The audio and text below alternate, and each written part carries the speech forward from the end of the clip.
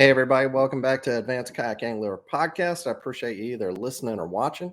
I had a good week this week. Didn't get to fish because, like I've said in the last couple episodes, I'm moving. So I didn't get to fish the last event for Coleman this year, but I still won the Angler of the Year, so that was great. And so first time I've won their Angler of the Year. And then this weekend, going to fish Chattahoochee River / Lake Harding. I've never been there. I've been to Seminole, one down from there. So that's one lake up from Seminole. I'm pretty sure about that.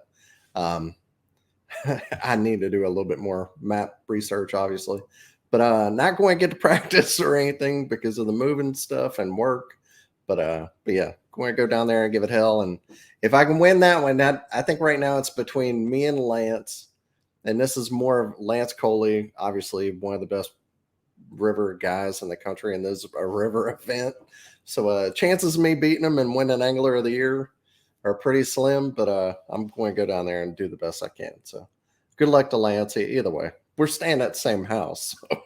So, hopefully one of us wins. Or I hope anybody wins. I just hope Lance, whatever place he gets, is like just one place beneath me. But yeah, we'll see. All right, so this week got on Garrett Morgan. Go ahead and bring him on. I'll tell you what, dude. Whenever we were talking about doing a show, I've been wanting to do one for a while. You had the best idea for a topic: how to fish around. And I never hear anybody talk about this, like specifically how to fish around heavy boat traffic. So, man, I'm really excited to see where this episode goes because I feel like I'm going to learn a lot. But I've had you on Paddle and Fin a bunch of times, but haven't had you on this podcast before. 6 months I've been doing it. So tell everybody who you are, man. If they know, they should know. Yeah, man, I appreciate you having me on. Man, I'm just a kayak angler out of Central Arkansas area. I live here in Conway, and I've been at it since, really as far as going hard at it since 2018. Got my feet wet in 2017. Started doing some national events with KBF in 2018. And then as Hobie came around, probably splashed my name around a little bit at Lake Fork there, and did well at Dardanelle or so the next year. Did well at the next KBF National Championship. Made a really good push down there at Caddo one year to really be in the top. And then I think I came out with a bang. In 2021, winning the first BASS.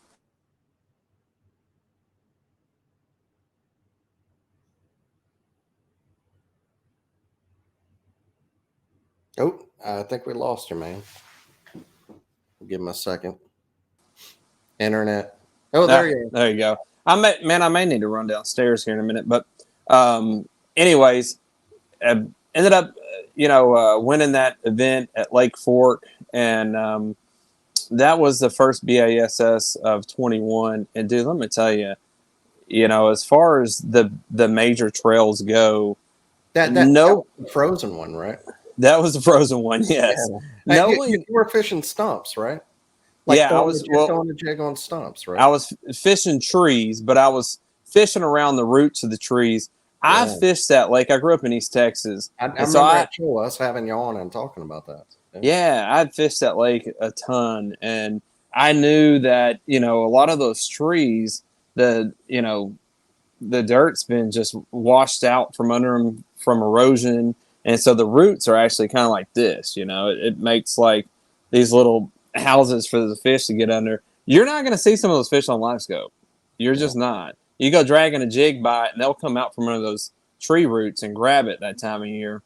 And I just got on something good there. But, where I was going with that is, as far as those major trails go, I saw something, social media post the other day, which one's, this and which one's that. Man, I do like both of them. I like Hobie and I like BASS. The thing that BASS does for an angler, though, is just unmatched as far as exposure. Yeah. I mean, I would have never thought that people would have reached out to me.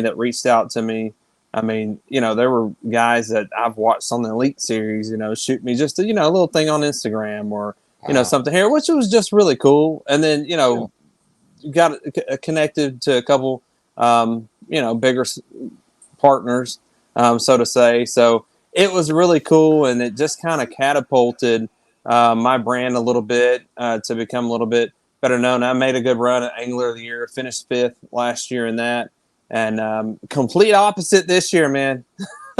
I went from coming out of the gate in 21 and being in first, after the first event, and I maintained that all the way going into the last event. But this year I started in 50th. So that first BASS event, I'd come out and get 50th place or so. And I crawled my way back all the way into 8th place at the moment for Angler of the Year. And I think I'm going to go ahead and finish out the year and go on up to the Susky, never been, and go see what it's about, man. Heck yeah. Yeah, I've never been either. I'd love to go sometime. With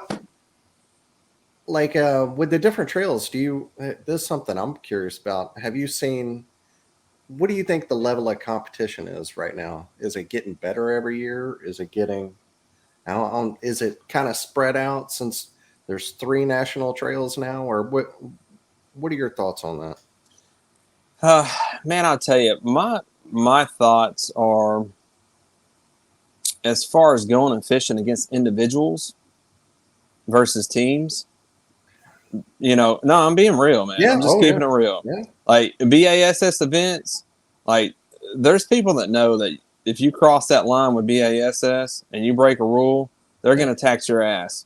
And so people are not communicating like they are, in my opinion, on other trails. I still feel there's a lot of team fishing going on that Hobie series. Yeah. Those houses where people are staying together and, sharing information and all this crap is still going on. Yeah. And I just know enough to know that there's still groups of people sharing information, pre-fishing together and all that stuff. So I feel like if you're going to go fish a BASS event, it's a more level playing field. That's just my opinion. I think the level of competition is the same on both trails. I mean, you have really good anglers in both series. I just feel like, people know that bass means business. And, they're not going to let you just get by with stuff, and they're not going to give you a slap on the wrist. And I don't know that, people feel that way at this point, with the Hobie series. I've had good experiences with both. I respect both. I respect, the directors of both. That's just my personal opinion of having fished it for, several years now, 4 years or so, on the Hobie side. Gotcha. And so I got to ask, what kayak are you in now since you fish? Is it autopilot and big water? And if so, or is it autopilot, 120? What kayak you in? Yeah, I have the autopilot 120. I use that for my BASS events. And then I fish out of a topwater pedal drive from Old Town. And then I also... It's a 120 PDL. I mean, different seat, but almost the same thing. Yeah, I actually have the 10.5 foot. So I got the 106. Okay. Yeah, this was an older series when they first came out. Yeah. But I also have a little solo canoe from Old Town, Discovery Solo, that I jumped in last year at the Hobie on Dardanelle. And, dude, I really feel like if I'd have stayed in that thing, I'd have won that whole tournament. I, figured on day 2, I didn't have to put in where I did on day 1 because my fish were actually closer to a main boat ramp. And, I elected to take the pedal drive. But I actually, after I kind of really thought about things later, I think I was able to just kind of creep in on those fish in this small little creek channel and not spook as many out when I was in that canoe. That pedal drive was just a little bit noisier, a little bit bigger. But I still had a good event there and finished 4th. But I've been known to jump in that sucker and go fish a tournament too. So what are you going to take to a Susky? The canoe? Probably take the canoe. The hell yeah. Yeah. Dude, somebody needs to win a big national in a canoe. That'd be awesome. Dude, Mark Pendergraft took it last year. He stopped by my house on his way to the Susky and grabbed it. He's coming up from Texas, grabbed it and took it up there and ended up fishing out of it. I like it. So I was just on the Double Digit Angler podcast because they had kind of a negative thoughts about the EPDL, and I thought, to me, in my mind, I think that's a great kayak. What are your thoughts on? Are you going to get into that next year and dump the autopilot, or are you just kind of so the spot lock? Since you can have 3 kayaks, you don't need something to be as versatile. So are you going to stick with autopilot? I'm going to jump in the EPDL. Okay, All right. I was the lucky person, me and Wendy from Old Town, that got to go down to Florida last year and test those suckers and shoot some Oh, okay. video.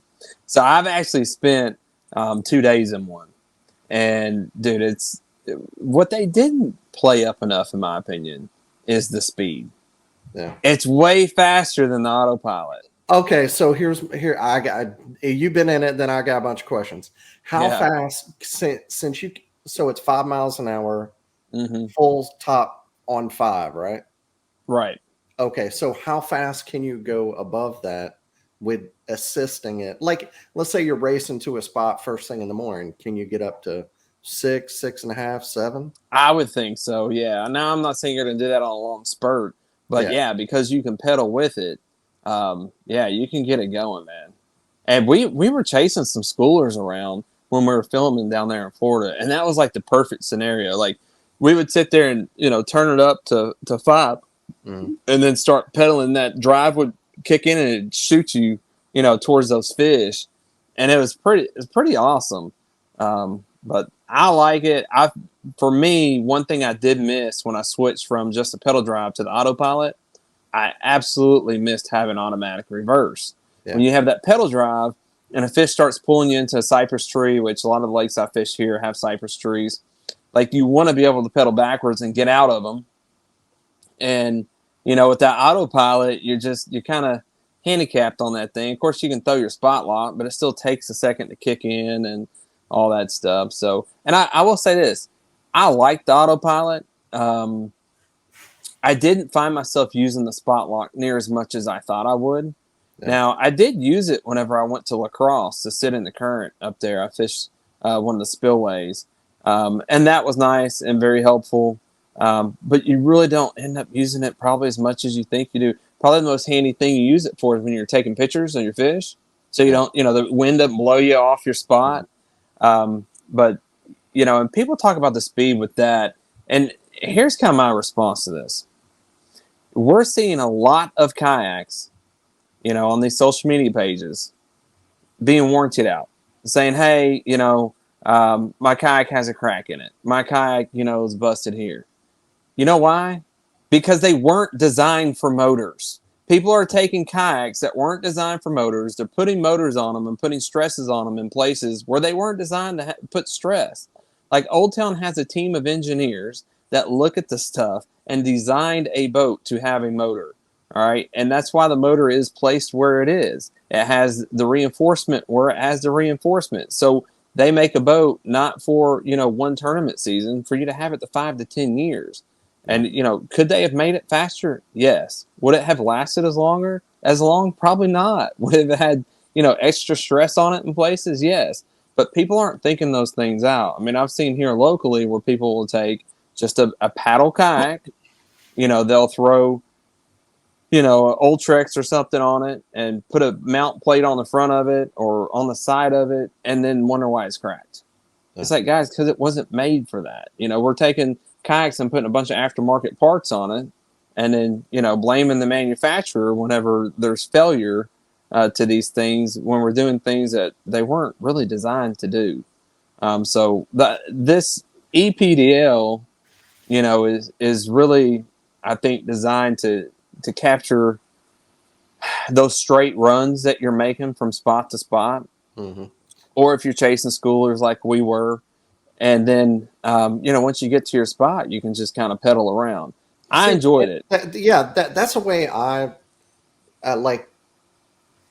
I think whenever I was talking to Dominic from Double Digit Angler podcast, whenever I was talking to him about it, he uses a Take 2 with a motor guide on the front. So for me, like I've had the Big Water 132, I've had a Predator before that, I've had the Sportsman 120, and to me, I love the Predator and the big water. I thought they were great kayaks. And the only things I didn't like was I couldn't put a motor on it unless you went the whole innovative sportsman route with the thing on the back. Yeah. And I didn't want to do that. And then also the tank well, they made that bigger too. That Hmm. was the two problems I had with it. And now they solved them. And it seems like I don't know why the hype. I think it might even be a good thing because once people get it out on the market, they're going to see how Yeah. useful it is, and it's I've going to already, yeah. grow. Yeah, I've said that to the local retailer here. The local kayak shop. I'm like, dude, listen. Once people see these on the water, and once some people get in them, they're gonna end up wanting them. yeah, I just think the selling point for me as an angler was the speed because yeah, you hear the one thing about the autopilot is, hey, we want it to be faster, which I get. Which at the same time, I was saying I think there were reasons for that. Whereas now they've gone back to the drawing board and designed something that can go faster. That's made to go faster. That has a little bit different hole. It's pretty cool, man. yeah. I think once it gets out there and people jump in it, they're gonna be a fan. What Um, what do you think you're going to do with motor? Because it's a 36-volt 30. Are you going to go series and add a second one, or are you going to go bigger motor? What are your thoughts on that? I guess I wish it didn't come with a battery. I mean, I have a battery sponsor, so I yeah, put whatever battery I want. So I would prefer the price be lower and not come with a battery. But what do you plan on doing with it? with Do you think it's enough to just run the battery that comes with it? yeah. I mean, we ran them down there, and yeah, it was fine. Oh, And okay. dude, we fished all day. So you Like, like you think a full tournament day, no problem. absolutely, yeah, Okay, yeah. We had no problems with the batteries at all. gotcha. I was actually kind of shocked by that Yeah, because I don't know if you know this, but like, I mean, I run what is it, 110 or one of the Z Pros, like one of the big boys. yeah. And I love it, and Shout I out Z. haven't had a yeah. But I haven't had an issue out of that. But after being down there, I was like, man, I probably could have been running a smaller battery all this time. But Yeah. It's one of those things like you want to make sure you have enough. So I don't. yeah, It's too much, never enough. I don't know, man. All right, so dude. I'm seriously thinking about one of those kayaks. My hobby's great. I love it, but I went to that after the big water, so I'm seriously thinking about going back. You know, I like it. I thought it was a home run. I'm really surprised more people didn't get on it. sorry, dude. No, It does that like okay, every so many minutes for some reason. no problem. So, all right. So where do you want to start with fishing pressured water with a lot of boat water? Because that's the thing with kayaks. I think a lot of people think you need to go find some, you know, kayak, quote Right. unquote Yeah. kayak areas. You need to fish a backwater. You need to be fishing the creeks. But sometimes, so you're saying get out there and play with the boats and have at it. I tell you, I ended up fishing that kayak bass team series, and that's been a lot of fun. I do that for Yeah. fun. I did the Um, last 2 years. I man, love the KFL. I I had so much fun. Yeah, I really enjoy that. It's just a different way to do things, and um, we ended up on Lake of the Ozarks, and I'd never been there. About all the boat traffic and all the challenges with it, and just going into that, I was like, oh, if there's as many big boats out there as I think there are from what I'm reading, some of that main river channel stuff is going to be great. I just assume, if you find some rocky bank where that river channel's hitting and there's some good waves crashing into it, I mean, there's got to be bait just getting just thrown against that, and there's got to be fish just hanging out on some of those drops, just eating. And I use the waves to my advantage, and there were a couple of games going on throughout the country, and one of them was in Florida that weekend, and I was in second place fishing against guys that were on lakes in Florida at Lake of the Ozarks, Mm. and that's essentially what I was doing. Was I looked at my Navionics, found a main lake point that met the river channel, where I knew there was going to be a lot of boat traffic coming by there that would throw a lot of waves. Now, I'll tell you, I wouldn't have been able to do this without spot lock. This was one of those times that it did come in handy. I spot locked down, could not stand up, wasn't going to happen. Kind of sitting there just riding the waves all day. And I was throwing a drop shot up to that point and just pulling it, off and letting it fall on those drops. And those fish were doing exactly what I thought they would do. And I'll tell you, I actually shout out to my boy Jerry Cornelius from Missouri. He's the one that really kind of put me on game on this. And, not to give too much of his juice, but old Jerry's shared with me, looking for the cloudy water, where those waves are hitting and it creates, basically a mud line. And, he's caught a lot of really good fish out of those mud lines. And it's kind of the same theory, those are the areas that are getting just pounded with waves and bait.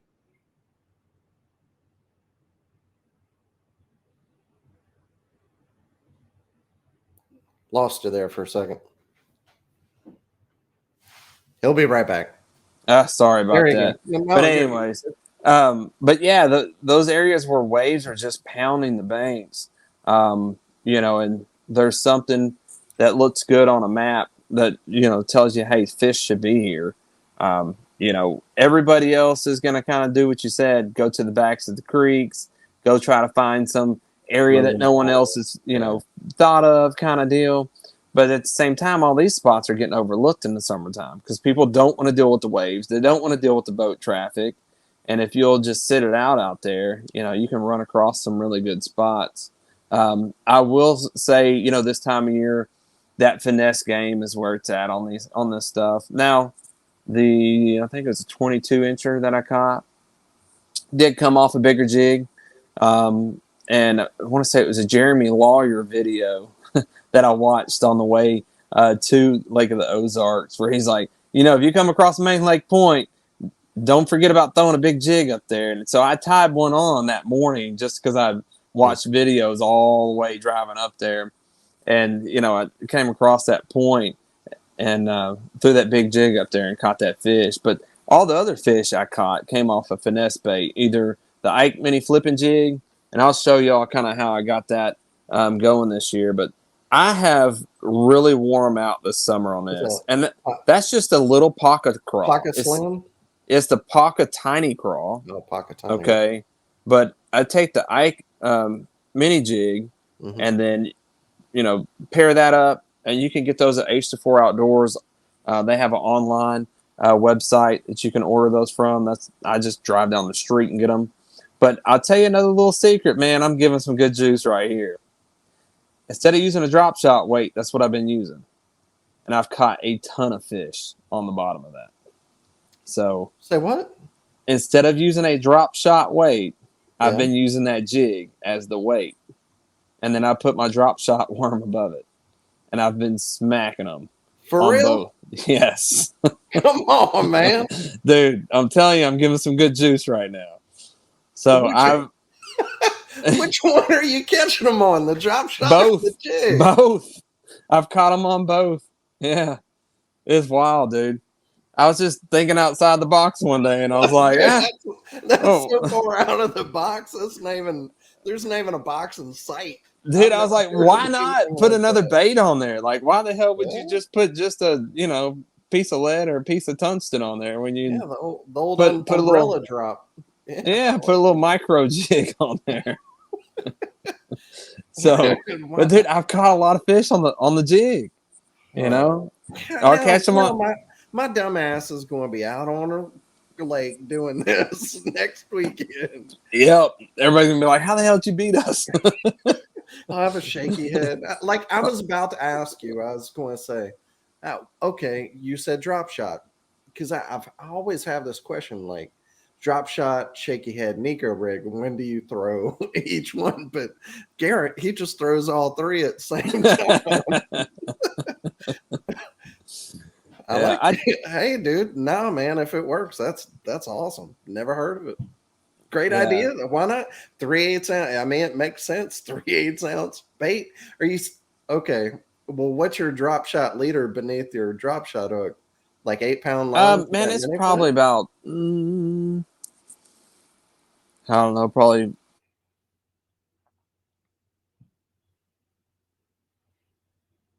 Oh, we broke up there. Suspense. I want to hear it.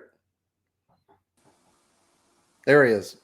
Stupid Arkansas internet. We'll catch up with the rest of the world at some point. But anyways, man, I probably don't go more than a foot and a half.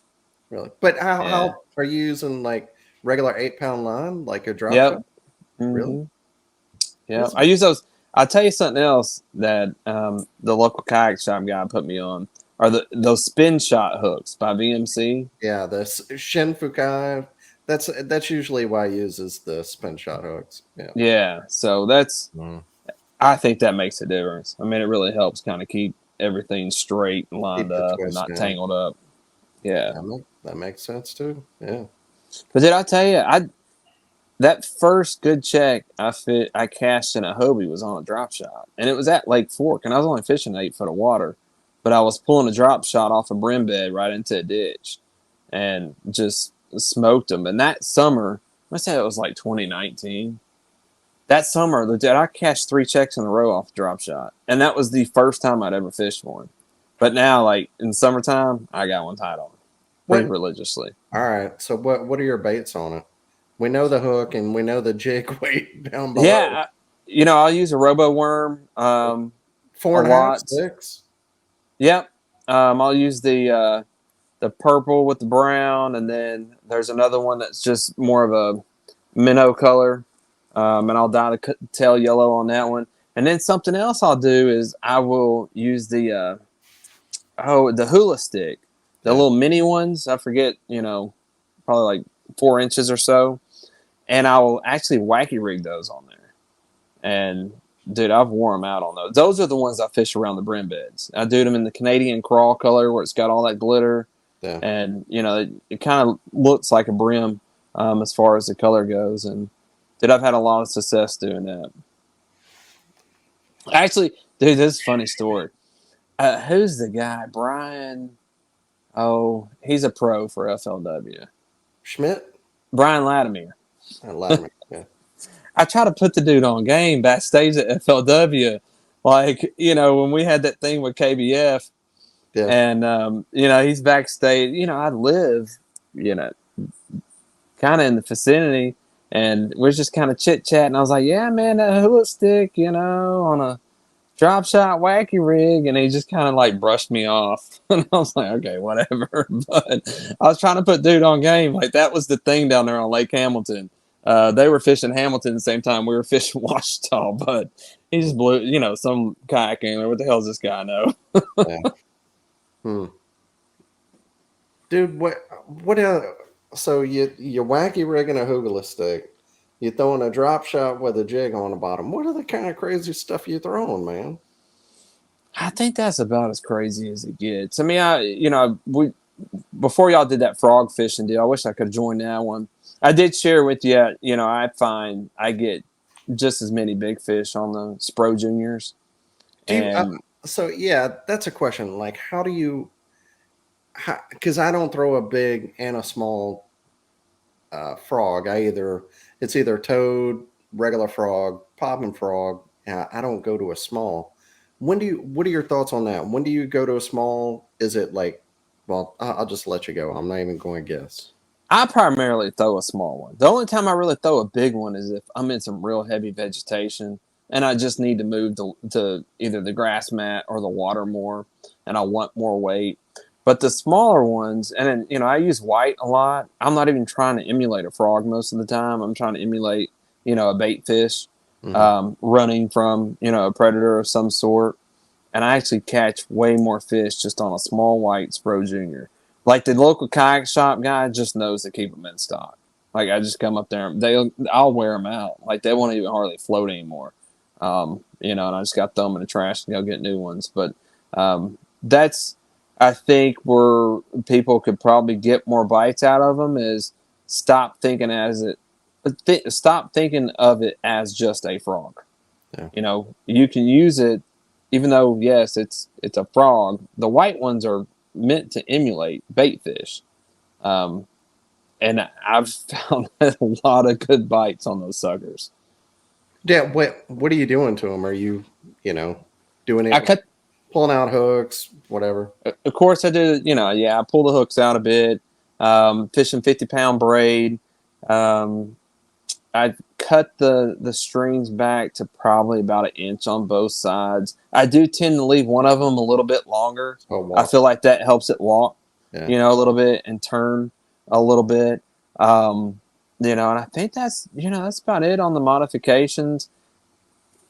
I've gotten so disciplined with it, and I fish a frog so much now that I've gotten where I can, like, when I hear the blow up, I'm looking for the frog. Like, I don't set the hook on sound and I don't set the hook on movement anymore. There was a cool video that just kind of went around. Z Pro shared it, Old Town shared it, and I was actually at La Crosse. And if you listen real close, you can hear the fish like slurp at the bait. And I flinched, but I never set the hook, and I let it sit there, and I twitched it like one more time, and then I set the hook. But I've gotten pretty good at not reacting to sound, not reacting to the water moving, but really focusing in on, is the frog still on top of the water? And I think that saves you if you can get to that point. It takes a lot of fishing to do that. But here where I live, Lake Conway's my home lake, and it's like frog fishing heaven. So I get a lot of practice doing that. And Dardanelle really is a great lake to fish a frog as well, and I go up there quite a bit. Is there? I guess going back to waves and things like that. Like I was thinking about it, last year, we got beat in the KFL Kingfishers. We got beat by. We went to North Carolina and fished against Tar Heel Lunkers, and they caught their fish, two of them that were right by each other, won the tournament at the very end of the day because wake boat traffic was pushing up waves, and it Yeah. got the fish schooling on some kind of bait fish, and then that's how they won the tournament in the last hour. So Yeah, man, especially if it's a day where there's not a lot of wind, and then that boat traffic picks up, starts moving the water around. I was out on Lake Hamilton Saturday with my nephew, and this is another thing to do in the summertime. Go find those big bridges that have some deep water around them, because those boats are all going to haul ass all the way up to them and then stop, and it's going to kick a wave when they stop almost every time, because I got to slow down to go under the bridge. yeah. At least that one, that's there on Lake Hamilton, they got to go 5 miles an hour. And there's these big bridge pylons right there. And those waves, when they would come through there, it'd stir those fish up almost every time. And we sat there Saturday, and I'll edit that video probably the next week and put it on my YouTube. But we sat there and caught a ton of hybrids. He actually caught some good largemouth. We weren't even there to catch largemouth. We were in 70 foot of water, Spoon under a bridge, and he was catching largemouth on top water. top It's water. nuts. He was catching them on top water. I was catching them on just a 6 cents, the 3.5-inch whaley swim bait, and I had that on a 3/4 ounce, just solid white jig head. And I was throwing mine out on 8-pound line and just letting that thing sink for 40 seconds and then slow rolling it back. And I caught a ton of fish just doing that. And dude, we didn't have a graph.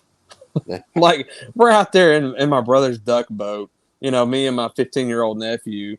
He had found these fish over the week and just wanted to go fish. But those waves on bridge pilings can be a really big player too. So it's not just the main lake points, but it's. Oh, you'll be back in a second.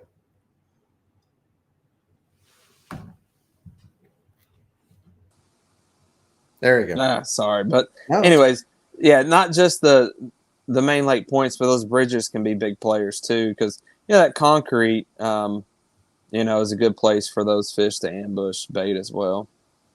So in the summer, whenever you're fishing main lake, there's going to be a lot of pressure, boat traffic. Let's say bluebird skies, like worst conditions. Are you going? Do you just silent all finesse and you just go finesse from the start, or are you looking for a big first and then going finesse, or do you have like Summer, just? I know that's hard to say, but generally, yeah, I guess. man. I'm gonna say summertime, bluebird skies. You know, high pressure. I'm still going top water. Yeah. You know, in the summertime, first thing in the morning, I'm looking for one of those big fish that's up there feeding on top water, and then I'm gonna go find a bridge piling, or go find some brush and try to do some finesse fishing. You know, I'll still pull out the big worm every so often, just try to see if that's a thing. But a lot of these high pressured lakes, they've already seen that a million times this summer. Early in June or late May, you can still catch a bunch of fish on that. By the time you get to July and August, they've seen, a 10-inch old monster, red bug worm 500 times. So I try to find something different, like, putting a little micro jig on a drop shot and throwing it around those same spots and catching some fish that way. I tell you something I also had luck on, which was new for me this year. And I just happened to walk in the kayak shop down here in Conway, and James, he's always trying to bring something new in, and he's like, "Dude, you need to check those Zal Dangerous swim baits out." And I'm not a swim bait guy. Okay, I'm not. But I looked at him. I was like, what the hell? I'm going to Possum Kingdom. There's some fish big enough to eat those things. So I ended up buying some, and I went down there, dude, caught the biggest fish I've ever caught in a tournament. Oh yeah. On one of those jokers, and that Texas gizzard shad color, and it was a 24.25-inch fish. Wow. And dude, it smoked that thing. But what I was doing, flashy spinner, or just straight hook? Just straight hook, weighted belly hook. Yeah. I want to say it's like an 8 or something. 7. 8. Yeah. Mm-hmm. But I was just throwing it under docks and letting it sink a little bit and reeling it out. Those floating docks, those fish will get under. Yeah. And that, was a pretty good player for me some this summer too. It's just big swim baits around floating docks, swimming them out from under those. And I've watched plenty of the pros, do that over the years. Just had never tried it.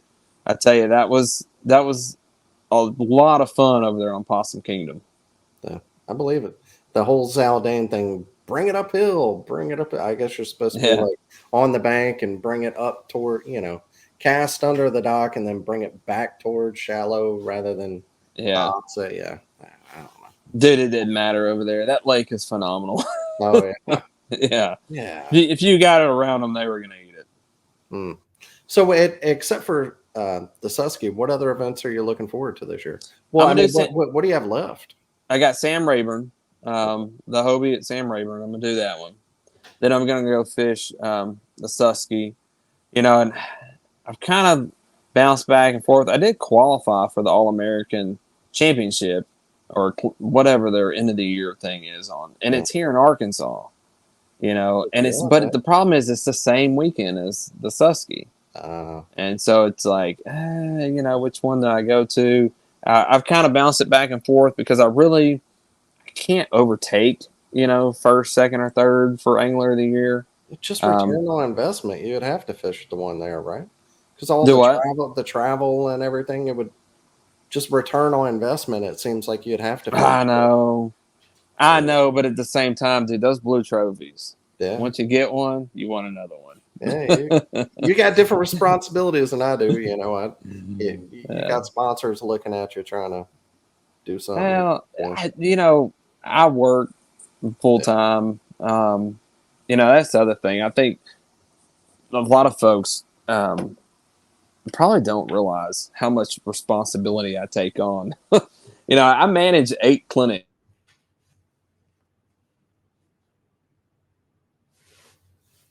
They called him right now.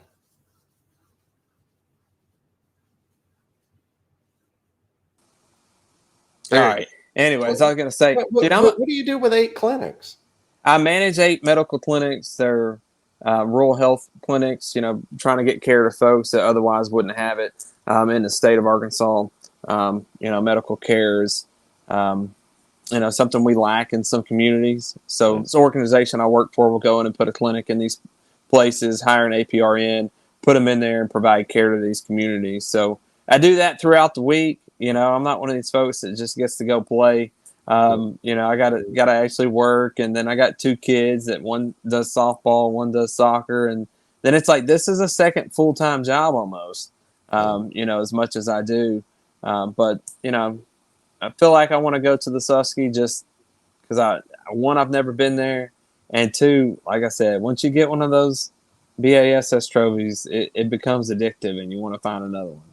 And it seems like one of those places. I mean, trails are not going to quit going to the Susky. So even if you go there and you just do okay, you're getting experience on a lake or on a river that you're going to be going back to in the future too. So. Oh yeah, absolutely. Well, and dude, I like the smallmouth fish. Yeah. So that's something I do a lot in the summer here. Our smallmouth don't get very big here in Arkansas, but we got some streams where you can go have 100 fish a day pretty easy. Dang. Well, I have to go up to North Alabama to catch any smallmouth. There's none here in Central Alabama where I live, unfortunately. Yeah. But we have spots, and Coosa River spots, the big ones, and it's like our ghetto smallmouth. So.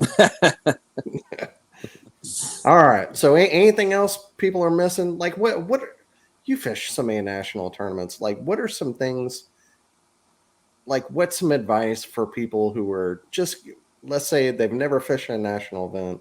They're thinking about doing it next year. They're like, I've been doing good in my local stuff, or I'm ready to get out on a national trail. Like what would you tell somebody?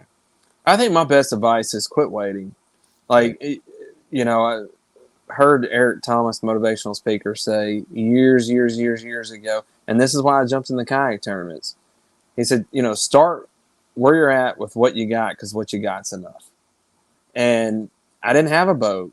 I had a kayak, and I saw, a post for kayak tournaments, and I was like, you know what? I want to fish tournaments. I'm going to go try a kayak tournament. Went and fished one locally, never fished one before, got deducted 5 inches for having the mouth not closed all the way, and won the tournament by 5 inches still. Yeah. So, I got hooked right away. But I have a buddy of mine, his name's Chris, and, he's one of those right now. He does really good practice fishing. We go fish out in his big boat. He does really well. Get in a tournament, and we'll struggle sometimes. He's won a couple big bass trophies here and there. I think he got third 2 years ago in a tournament, but he's not won a local event. And so he's like, dude, I just don't think I'm ready. I'm like, Chris, dude, it's fishing. Like, sign up, come with me. If you have a good day, if you just have one good day, like, and fish the way that you can fish, like, you're going to be right there in the top 5. Just as well as I would be, or just as well as some other angler would be. It might as well be you. Come on, let's go. But that's just kind of my mindset. I'm like, you're going to get a chance to learn from other people too if you go to those events. And that helped me years ago when I fished with my brother out of the back of his boat from like 2002 to 2007 or so. We fished a lot of trails down there in the Hot Springs area, and we got our butts kicked. I mean, just smash. But I would stick around and talk to people. Hey, what'd y'all do? How'd y'all catch them? And some people wouldn't say a word, but some people, they would share a little bit here and there with you. And it's, kind of building your little bank there of things, little nuggets to pull out. I think at this point, I fished so many tournaments, both locally and nationally, I don't think I can be presented a condition that I hadn't seen before. And I think that's what's been helpful. It's like, you'll be like, oh, I've seen that before, and I did this, and I caught fish. And that the only way you get to that point is through experience. And you're going to have to get out of your home state, and go see some different stuff. Go learn some different waters. Go to places that you're not good, and just figure it out. Hey, I've still not cashed a check on the Tennessee River. Not one time. Okay? And I would have had that curse broken this year if I wouldn't have pulled a Hobie ID out on my biggest fish on day 2 of the Bassmaster Kayak Classic this year. I had it in my pocket along with the day 2 identifier for that event because I'd fished the Hobie Caddo event the weekend before, Mm-hmm. And I've been taking that, and pulling them out all day, and just for whatever reason on that fish, I guess the excitement, I didn't even look at it. I just put it down on the floor, took the picture, submitted the fish. I immediately got a notification that it was denied. I looked at the picture and I was like, holy crap. Ugh. But when I got home, I went through my truck, my life jacket, my kayak, through every identifier I had in the trash. So there's a little tip for folks. Don't hold on to old identifiers. They can come back to haunt you, especially if you keep them in your life jacket. One last question, gotta ask you, and this one's for me because I do this podcast really selfishly, so I can learn stuff too. I mean, Yeah. I've learned stuff from you tonight, I promise. But practice. How are you practicing? How many days? What are you looking for? How many fish are you catching? The whole, like, what's your whole thoughts on pre-fishing? I mean, dude, I really don't. Yeah. I just don't really practice. I don't really pre-fish. I do it from a tablet. I do it from my phone. I Like, haven't pre-fished once this year, and it's by far the best year I've ever had. yeah. I mean, Yeah. When I was talking about my buddy Chris, one thing I was talking to him about is, it's like, dude, you'll go pre-fish and you'll get so stuck on what you caught them on during practice that you show up, and even though the conditions are different, and if you had just come to that lake that day, you'd have never thrown the bait that you caught them on 3 days earlier. But because you caught them on that 3 days earlier, it's like you want to force feed them to eat that. It's like, dude, it may be overcast and cloudy and 70 degrees and perfect buzzbait conditions with a little bit of a breeze, but because you caught them, on a jig, and it was, basically bluebird skies, and you were fishing main lake points and they were deep, like you'll go do that on that cloudy day when you should be, doing something different. So I think practice, is good for locating fish in areas, but I'm big on, hey, fish the conditions. Fish the conditions you're presented, fish the day you're presented, the wind that you get presented, and, just kind of go with it. I do more research on a tablet and my phone, either watching old videos, looking at maps, and, just I do most of my pre-fishing from the couch. Yeah. It just, like, it's really come to a point for me. I mean, if I want to look at the water, if I can. So if it's somewhere I've never been, I will drive Yeah. around or whatever. Or even if I have to motor around and look around, that's fine too. But it just, my decision for me, the best version of me fishing is the quicker I can make decisions. The quicker I'm getting to that, being able to move quicker or being able to change baits quicker or whatever, just whatever decision making there is, the quicker I'm making that is the quicker I find fish and the better I do.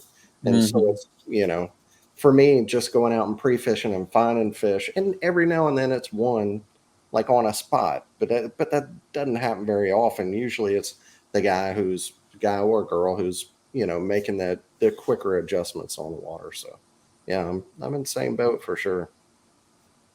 Yeah, I do feel like driving around, if you can do that. I will try to do that. Before I get there, I look at maps. I'll watch old video. But if it's a place I've never been, I do think that's a good tip. Like, I will drive as much as that lake as I can at times, just to look and, see if Water there's something level. that, and just see if there's something that the map didn't show, Mhm. So. It's hard to know sometimes with, like, current. They'll say they're pushing this much water or whatever it is. Sometimes it's hard to tell unless you actually put eyes on it and see what's going on. So Yep. yeah. All right. Well, man, I appreciate you being on. I'm going to give you a chance to shout out anybody you want to, especially the EPDL, which I'm excited about too. But go ahead, man. And where can people find you online? Yeah, man. First of all, thanks for having me. This has been fun. You can find me on most socials and YouTube at Garrett Morgan Outdoors. I do put some content out, that shows some different things, like some of the things I was talking about. There's actually a video of how I prep my frogs that's out there as well. But yeah, a lot of the products that I get from H4 Outdoors, which is in downtown Conway, Arkansas. But they have an online store they'll ship stuff to you.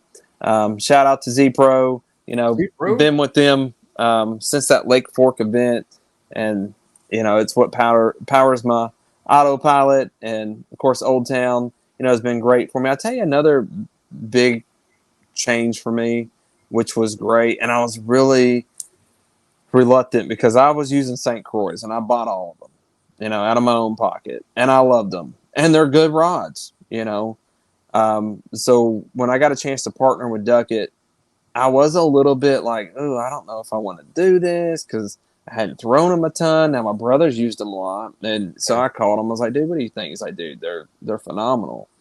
But I switched to Duckett, and it took me a little bit to find like the rod that I use the most. But if anybody were to ask me, it's the 7-foot heavy Kelly Jordan Pro Series rod. I use that for my jig fishing. I use that for my frog fishing. Anything where I want a hard hook set, and that's just kind of how I like to fish. Most of the year. Obviously, we were talking about me doing finesse fishing a lot in the summer, but when I'm frog fishing, I want some backbone to that thing. I absolutely love that rod. Duckett's been a great partner for me. And so Pro Series is usually what you use? Yes, for my heavy. Now all my spinning rods are just the Green Ghost, and that's their lower level, cheaper brand. But dude, I've not had any issues out of it. And actually, my medium heavies are the Green Ghost series as well. So I've enjoyed them. They've been good to me. Like I said, I was buying my own rods and getting high dollar St. Croix, and I don't feel like I've missed a beat. If anything, I feel like I've done better with those rods.